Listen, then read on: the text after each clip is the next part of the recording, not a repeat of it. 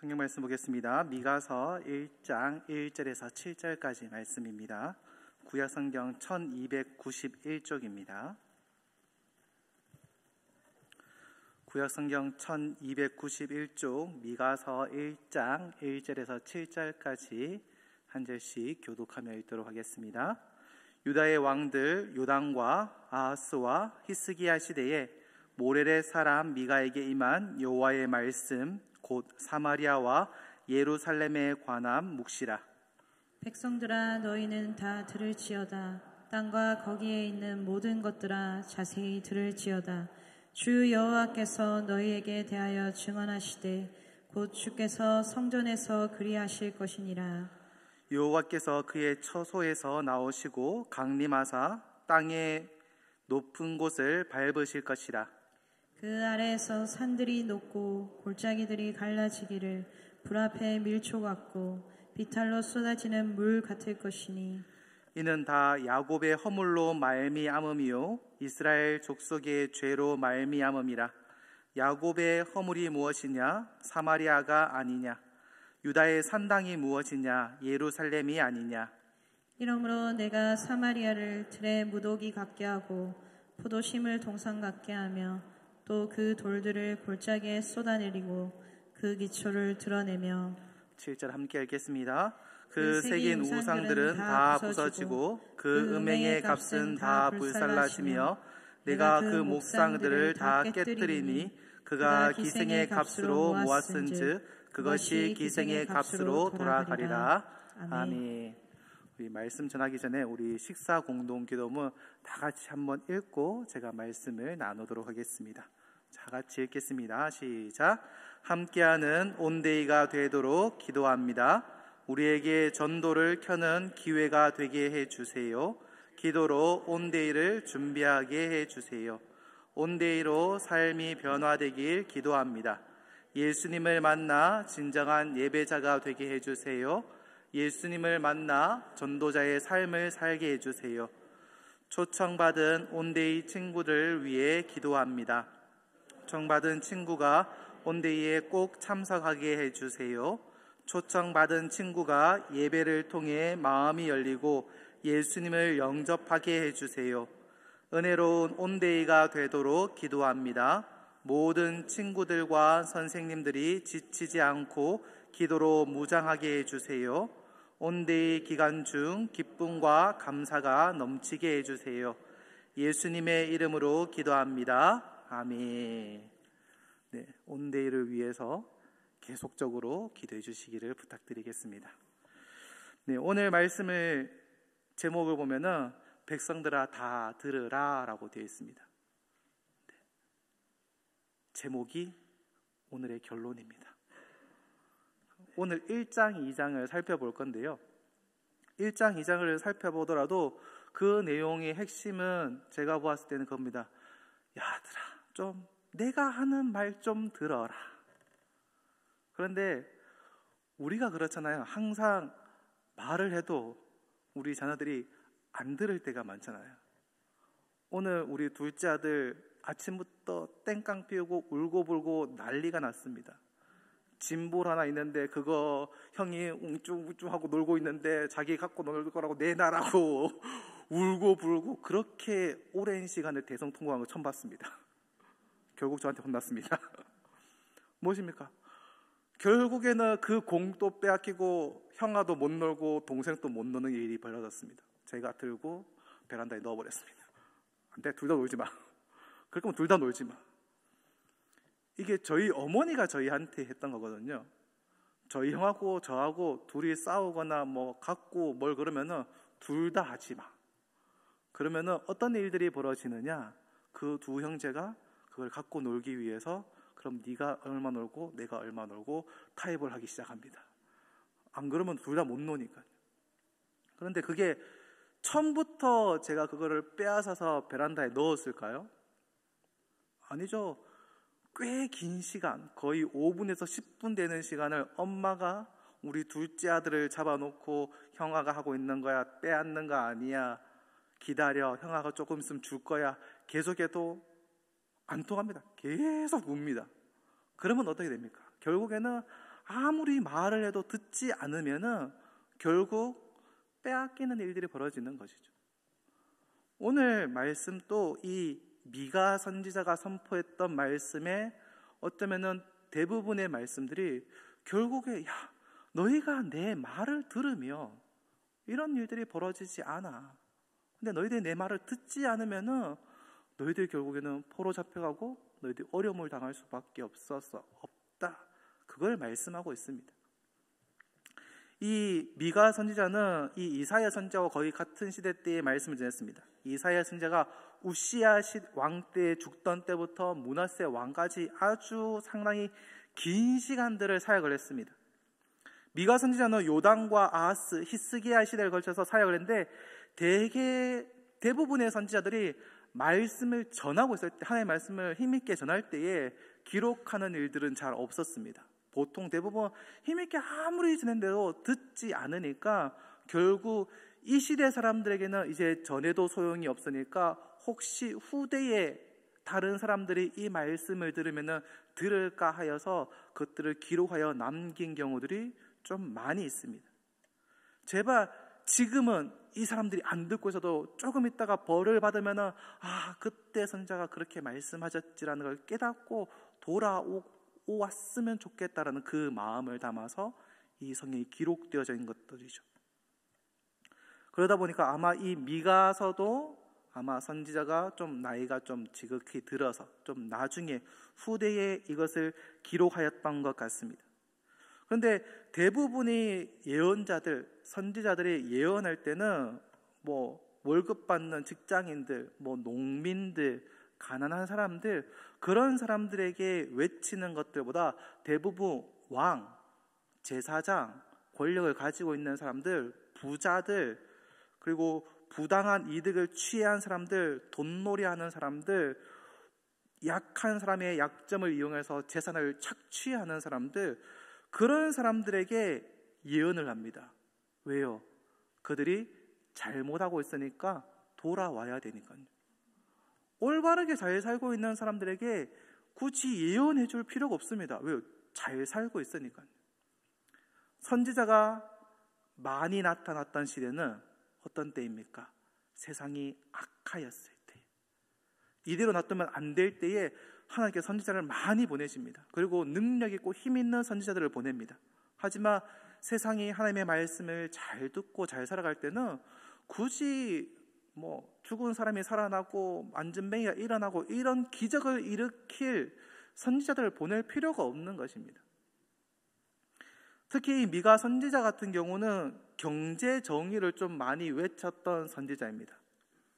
지도층의 권력자들은 이 미가라는 선지자의 말을 잘 듣지를 않습니다. 왜냐하면 듣기 싫은 소리를 계속하니까 듣기 싫으니까 안 듣는 겁니다.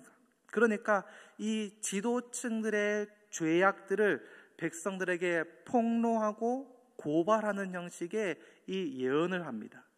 이런 예언들이 여러 명이 많은 사람들이 이렇게 한 것이 아니라 좀 적은 사람의 숫자들이 이런 식으로 예언을 하였습니다. 오늘 1장 2절에 보면은 백성들아 너희는 들을지어다 라고 말합니다. 악한 세력들, 이 권력을 가진 사람들의 밥이 되지 않기 위해서 너희 백성들아 너희들이라도 깨어 있어야지. 그래야지 잘못된 권력자들이 속이는 것에 너희들이 속지 않고 올바로 살아갈 수 있지 않느냐. 저 지도자들이 잘못된 길을 간다 하더라도 너희들은 올바로 길을 가야 될 것이 아니냐라는 것입니다. 제가 지난번에 설교했을 때 그렇게 말씀드렸지 않습니까? 예전에는 앞에 장로님들석이 따로 있었다라고. 그 이유가 이제 믿음이 옛날이니까 선교사님들이 오셨을 때니까 믿음이 약하니까 어떻게 예배 드려야 되는지 모르니까 저기 있는 분처럼 예배 드리세요. 그러면은 그분처럼 예배를 드리는 겁니다. 그런데 지도자들이 무너져 버리니까, 지도자들이 악한 일들을 하니까 백성들 또한 우리의 지도자도 이런 일들을 하니까 나도 해도 되겠구나 될 수 있는 겁니다. 그러니까 이 미가 선지자가 너희들은 그렇게 하면 안 돼. 지도자들은 이런 잘못을 저지르고 있어. 근데 백성들아, 너희들까지 그렇게 그 길을 따라가게 되면은 멸망할 수밖에 없다. 그것을 얘기하고 있는 겁니다. 그러면서 들으라 라고 계속적으로 얘기합니다. 그러면서 3절에 보면은 여호와께서 그들의 처소에서 나오시고 강림하사 땅의 높은 곳에서 밟아버린다. 이게 무엇이냐? 비행기를 타고 가다 보면은 우리나라는 좀 낮은데 평평한 데가 좋은 데잖아요. 그렇잖아요. 그래서 저기 동성로 가운데 우리 교회 이름이 갑자기 생각이 났는데 이름이 뭐였죠? 어쨌든 교회가 산 꼭대기에 교회 있지 않습니까? 네, 시내 제일교회 교회가 있는데 거기도 얘기했지 않습니까? 그 밑에 보면은 성당이 있습니다. 성당이 있는데 거기 성당 지을 때는 거기 있던 가톨릭 신자들이 평평하고 좋은 데 지어야 된다고 빠득빠득 우겨서 거기를 지었습니다. 그런데 선교사님들은 좋은 데가, 우리나라는 평평하고 낮고 평지가 좋은 곳이지만은 외국에는 산 높은 데 있는 게 좋은 겁니다. 그러다 보니까 교회를 그 위에 지었는데 성당은 해마다 물난리 날 때마다 물에 잠겨가지고 옛날에는 엄청나게 고생을 했다고 합니다. 그런데 교회는 위에 있으니까 물난리도 안 나고 좋았다라고 합니다. 그러니까 이런 일들이 있으니까 높은 곳에서 산 꼭대기에 있는 것이 좋은 곳입니다. 그러면 그 위치엔 누가 살까요? 권력 있는 사람들, 힘 있는 사람들, 그런 사람들이 그 위에 살고 있는데 하나님께서 강림하사 땅의 높은 곳에서 밟아버릴 거다. 그러니까 권력을 가지고 있고 힘 있는 자들, 그들이 잘못하고 있으니까 그것을 밟아서 없애버리겠다라고 심판을 말하고 계시는 겁니다. 그러니까 어지간히 죄를 저질렀으면은 봐주실 만도 한데 하나님께서 이제는 참다가 안 되니까 그것을 밟아버리겠다라고까지 말씀하시는 겁니다.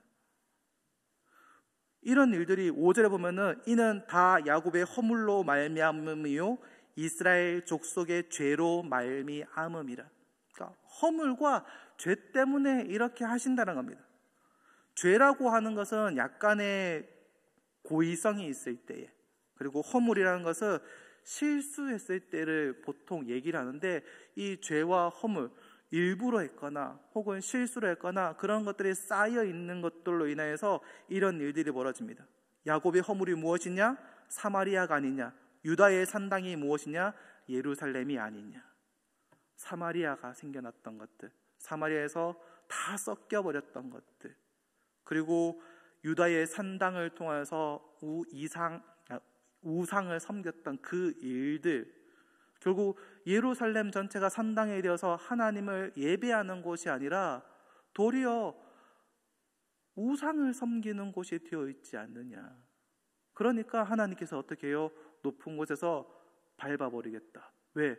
그렇게 산당과 우상들이 창궐할 수 있었던 이유는 권력을 가지고 힘이 있던 자들이 그 일들을 허용했고 그것들을 하도록 권하였기 때문입니다. 예루살렘에 우상이 들어왔던 게 언제입니까? 바로 솔로몬 왕 때에 수많은 첩첩들이 들어오면서 그들이 가지고 왔던 우상들, 그것을 솔로몬이 지어줌으로 인해서 산당이 생기고 그곳에서 우상을 섬기는 일들이 시작되었던 겁니다.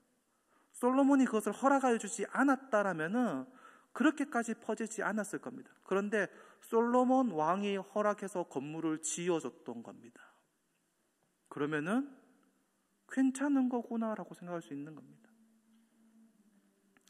이 사마리아를 하나님이 다 갈아엎고 집을 무너뜨려버리고 파쇄해버리겠다, 철저한 그 심판들을 하나님께서 얘기하십니다.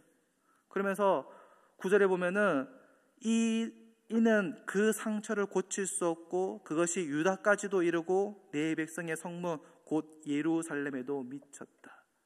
그러니까 사마리아, 북이스라엘에 있었던 그것들이 결국 흘러가서 이 예루살렘에까지도 영향을 미치고 그 일들이 계속되어졌다라는 것을 우리에게 얘기해 주는 겁니다. 그것을 우리가 깨어서 기도하지 않는다면 사마리아가 지금 멸망했는 상태입니다. 북왕국이 멸망했습니다. 왜 멸망했습니까? 하나님을 버리고 우상을 섬기는 일 때문에 멸망을 했고 그것을 바라보았습니다. 근데 그것을 바라보았음에도 불구하고 다시금 돌이키지 않는 이 남유다의 모습을 보고 미가 선지자는 눈물을 흘릴 수밖에 없는 겁니다. 성경에는 이렇게 얘기합니다. 북왕국 이스라엘이 죄를 범했던 것이 남왕국의 절반도 안 된다라고 말합니다. 남왕국 유다가 다윗의 그 계보 때문에 하나님께서 어쩌면 조금 더 오래 참으셨던 것 같습니다.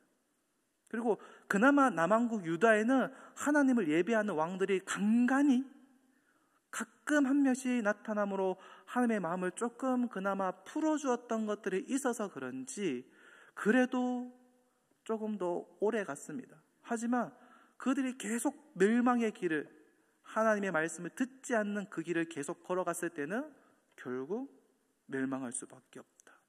그것을 말하고 있는 겁니다. 16절에 너는 내 기뻐하는 자식으로 인하여 내 머리털을 깎아 대머리 같게 할 것이라. 내 머리가 크게 벗겨지기까지 벗어지게 하기를 독수리 같게 할지어다. 이는 그들을 사로잡혀 너를 떠났습니다. 머리를 쥐어뜯고 다 뽑혔고 수염도 빼앗기고 애통하고 너무 슬퍼서 머리가 벗겨져서 독수리처럼 될 것이다. 왜냐하면 그들이 사로잡혀 갈 것이기 때문이다. 그런 어마어마한 일들이 벌어지는 겁니다. 중간에 10절에서 15절의 말씀 보면은 이 여러 도시들이 나옵니다. 결국 그 도시들이 무엇을 얘기합니까? 결국 그 도시들까지도, 이게 다 남쪽에 있는 도시들이거든요. 그 도시들까지 안전하지 못하다, 다 멸망될 것을 얘기합니다. 쉴 곳이 없는 거죠. 피할 곳이 없이 모든 곳이 다 그렇게 될 것을 이야기합니다. 그러면서 2장에 보면은 이 권력자들이 어떤 죄를 저질렀는지에 대해서 낱낱이 얘기합니다. 침상에 누워서 잠자는 것이 아니라 악을 꾀한다라고 얘기합니다. 그러니까 자면서 그냥 편하게 자는 게 아니라 자면서 내일은 누구를 괴롭힐까? 내일은 누구한테 죄를 뒤집어 씌워서 그 재산을 빼앗을까?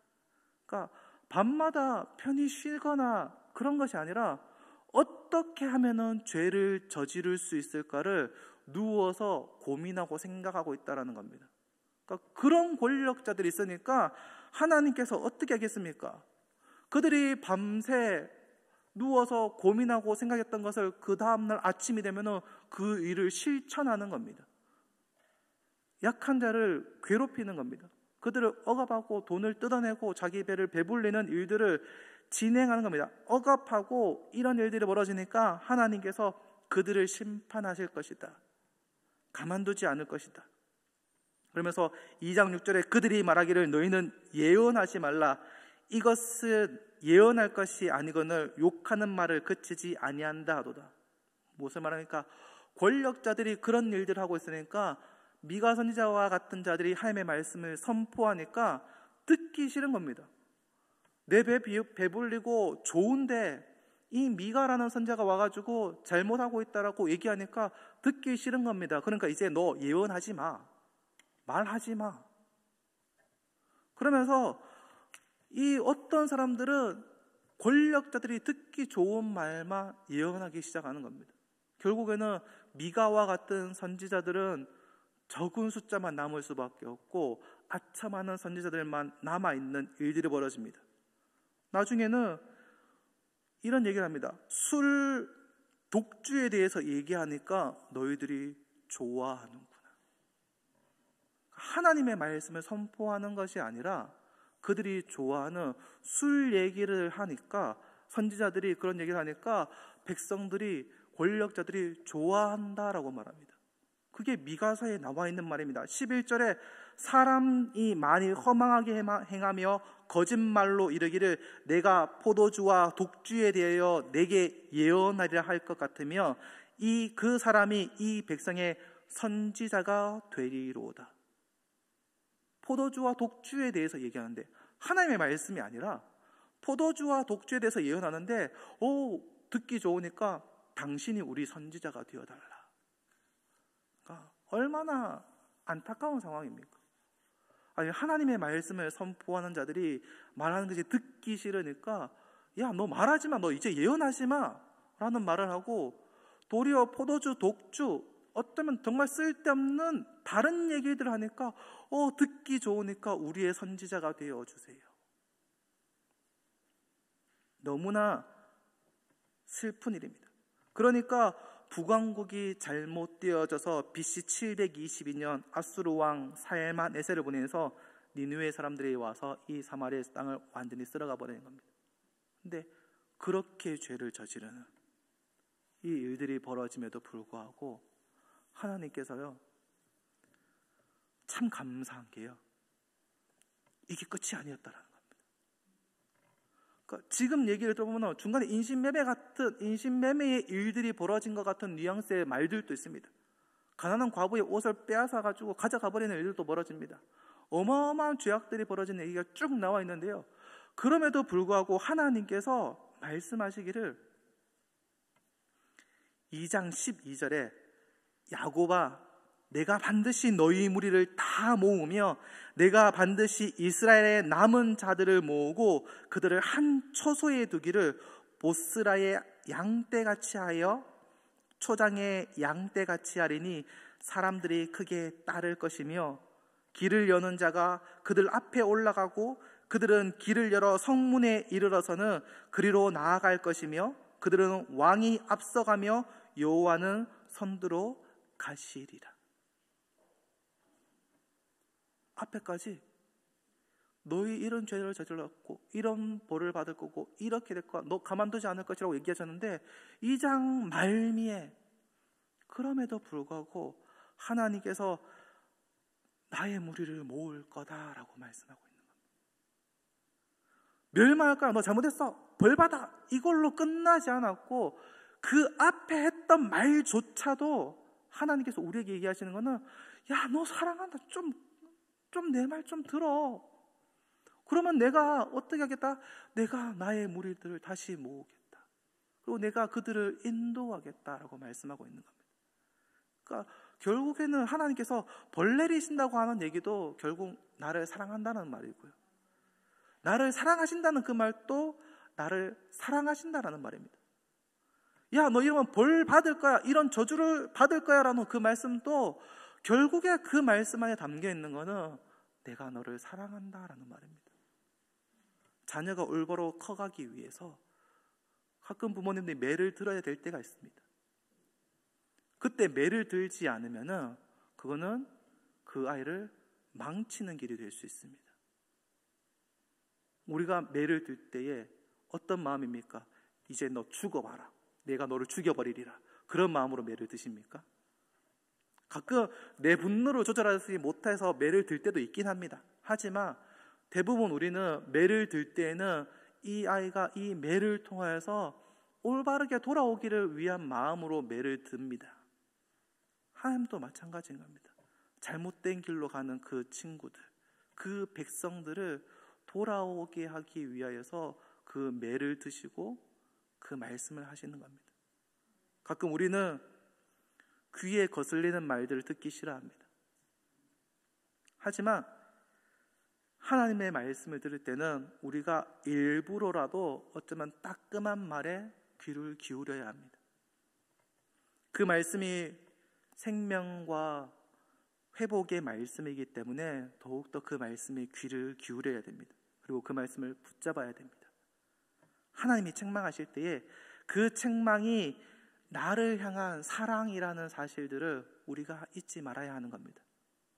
담임 목사님께서 요한계시록 설교하실 때 얘기하셨잖아요. 무서워하지 마세요. 왜 무서워하세요? 그거 벌 받는 거는 내가 벌 받는 게 아니지 않습니까? 하나님을 믿지 않는 잘못된 길을 가는 사람들이 받는 벌들입니다. 그럼 나는 어떻게 하면 됩니까? 내가 혹시 그 안에 있었다라면은 거기서 나오면 됩니다. 그러면은 더 이상 그 벌 받는 그 무서운 얘기가 내 얘기가 아니게 되는 겁니다. 그러면 나는 그 일들을 기쁘게 보면 되는 겁니다.